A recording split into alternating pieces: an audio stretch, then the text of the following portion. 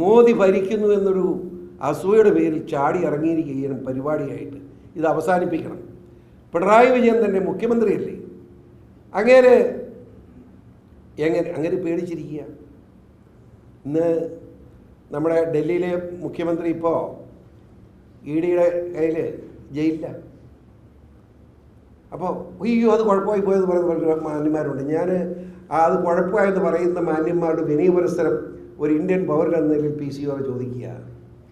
ED 7 പ്രാവശ്യം notice കൊടുത്തിട്ട് നിങ്ങളുടെ പേരിൽ അഴിമതി ആരോപണമുണ്ട്, സാമ്പത്തിക തട്ടിപ്പ് തെളിഞ്ഞിരിക്കുന്നു, സാക്ഷിമൊഴി കിട്ടിയിരിക്കുന്നു, നിങ്ങളോട് വിവരം ചോദിച്ച് മനസ്സിലാക്കാൻ വേണ്ടി നിങ്ങൾ ഹാജരാകണമെന്ന് പറഞ്ഞ് 7 പ്രാവശ്യം നോട്ടീസ് കൊടുത്തിട്ട് ആ നോട്ടീസ് മൈൻഡ് ചെയ്യാൻ തയ്യാറാകാതെ മാറി നിന്നാൽ പിന്നെ അറസ്റ്റ് അല്ലാതെ പിന്നെ അതിനെ ഉമ്മ കൊടുക്കണം. എനിക്ക് മനസ്സിലായില്ല. ഈ 7 പ്രാവശ്യം നോട്ടീസ് അയക്കേണ്ട കാര്യം അതിന് ഇപ്പുറം അറസ്റ്റ് ചെയ്യേണ്ട. എന്താ സുപ്രീം കോടതി പറഞ്ഞത്?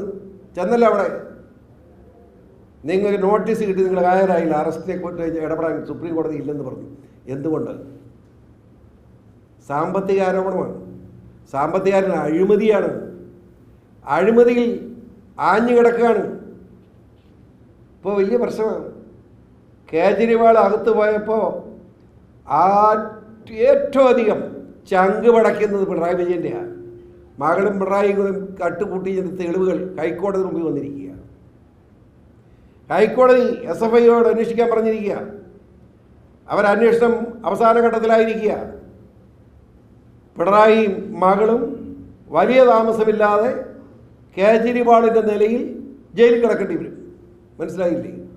അപ്പോൾ അതിന് വേവലാതി കാണിച്ചിട്ടൊന്നും കാര്യമില്ല. ഇന്ത്യയിലെ ജനങ്ങളെ മൂട്ടിക്കും ഓർക്കണം, കേരളത്തിലെ ജനങ്ങളെ കൊള്ളയടിക്കും ഓർക്കണം. 4.5 ലക്ഷം കോടി രൂപ കടമാക്കി കേരളത്തെ നശിപ്പിച്ചു വെച്ചിരിക്കുന്ന ഒരു ഗവൺമെൻറ്, ഒരു ഭരണവും, അതോടൊപ്പം മോഷണവും, അതോടൊപ്പം പിടിച്ചുപറി റാവടികൾ. നമ്മുടെ ഒരു ചെറുപ്പക്കാരനെ കണ്ടില്ലേ, ഇവിടെ വയനാട്ടിലാണല്ലോ, SFI ഗുണ്ടകൾ അടിച്ചു പിടിച്ച് കൊല്ലുകയല്ലേ. എന്താ അവൻ ചെയ്ത മഹാഭാവം? അവൻ ഒരു ഭാവവും ചെയ്തിട്ടില്ല, തെളിഞ്ഞു. പക്ഷെ ഇപ്പോൾ എന്താ പറയുന്നത്? എന്താ ഇപ്പോഴാണ് പുതിയ SFIയുടെ ആരോപണം? ഏതോ ഒരു മുസ്ലിം പെൺകുട്ടിയോട് സംസാരിച്ചെന്ന്. വലിയ ഭാവമാണോ ഒരു പെണ്ണിനോട് സംസാരിക്കുന്നത്? ഇപ്പോൾ ഉണ്ടാകുന്ന ഈ പുതിയ ആരോപണം, ഒരു ചെറുപ്പക്കാരനെ 3 ദിവസം ഇട്ട് പട്ടിണിക്കിട്ട് അടിച്ച് കൊന്നത്. സഹിക്കാൻ പറ്റും? ഒന്ന് ആലോചിച്ച്. ഇതിനൊക്കെ എതിരെ കേരളത്തിലെ ജനങ്ങളുടെ വികാരം ഉണരണം.